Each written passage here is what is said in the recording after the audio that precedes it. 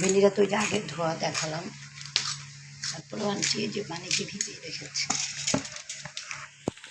ভেন্ডিটা পানিতে ভেজানো, এখান থেকে উঠে উঠে করবে, কারণ এটা আপনারা যদি পরে ধুইলে এটা আঠা ধরে যায়। অনেকে সবাই জানে, তবে নতুন যারা রাঁধুনি আছে তারা অনেকেই জানে না, অনেক বাচ্চা মেয়েরা, এই জন্য দেখালাম।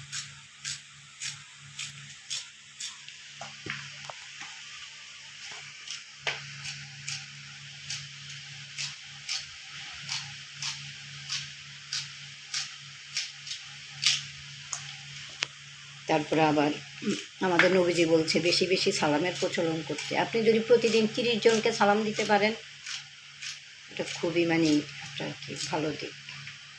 জানি এটারও জানি কি একটা মিনিং আছে, কিন্তু আমি এখন ওটা ভুলে গেছি।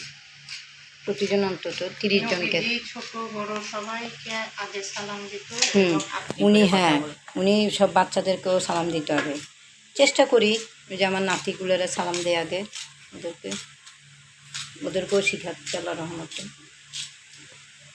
ওদেরও একটু প্রচলন হচ্ছে, যেমন বাসায় যখন আসি স্কুল থেকে তখন বলি সালাম দিতে, তারপরে আবার যাওয়ার সময় সালাম দিতে বলি, আবার আমি ঘুম থেকে উঠে ওদেরকে সালাম দেই, গুড মর্নিং দেই।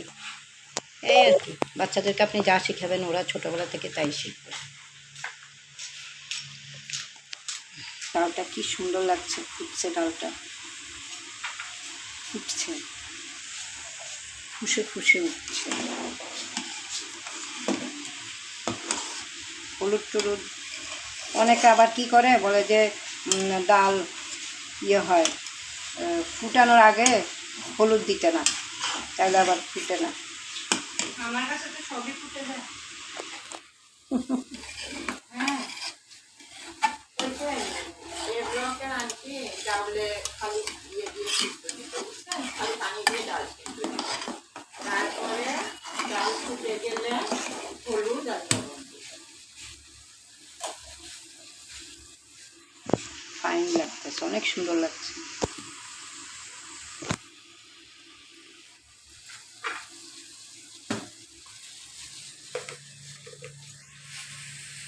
তো আমার এই যেটার মধ্যে আমি একটু তেজপাতাও দিলাম আর 2টা লং দিয়ে দিলাম, এমন যেটা ঘ্রাণটা খুব সুন্দর আসে।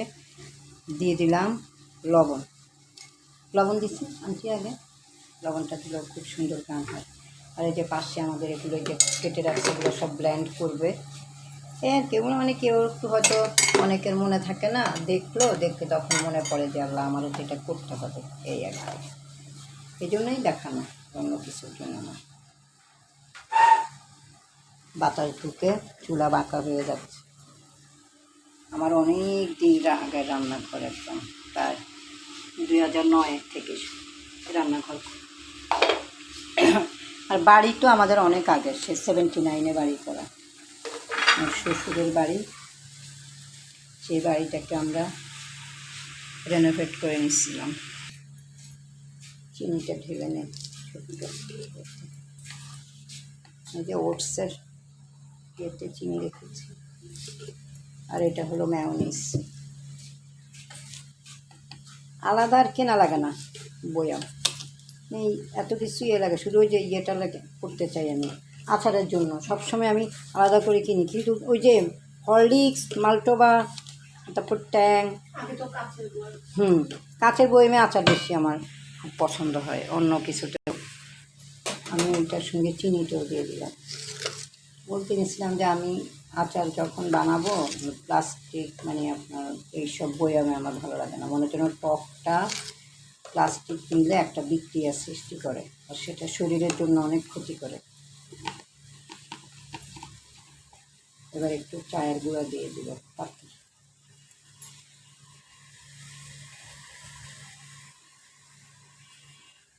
আজকে কি আমার শরীরের ওষুধটা বেশি হয়ে গেল, শরীর কাঁপছে।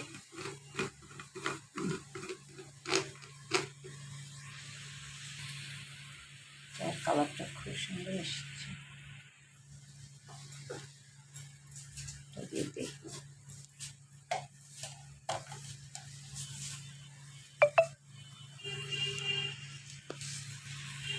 এখন ঢেলে নেব চাটা। আপনাদের সাথে আজকে অনেকক্ষণ গল্প করলাম। আমার আন্টি ওই যে রান্না করে, আন্টি পলিটিক্যাল সায়েন্সে মাস্টার্স। এটি আমার সাথে একটু করে দেয়। আন্টির জন্যও নিলাম, আমিও নিলাম।